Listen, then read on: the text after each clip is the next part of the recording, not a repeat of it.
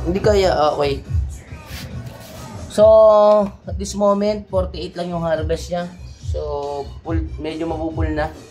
So, status ng araw is medyo kulimlim.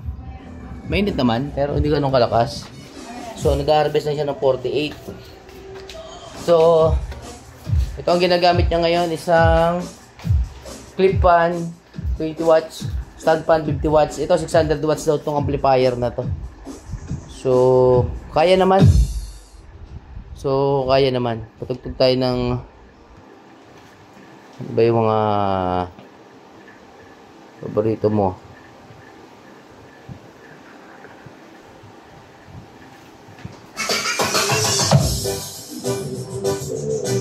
Okay?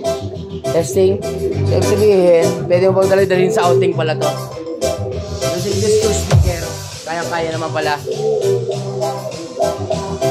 JBR, Jason Beats.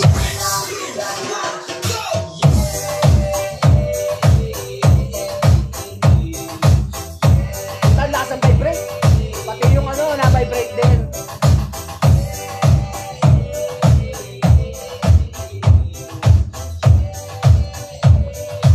Okay, 341 yung harvest niya. Using 615 watts.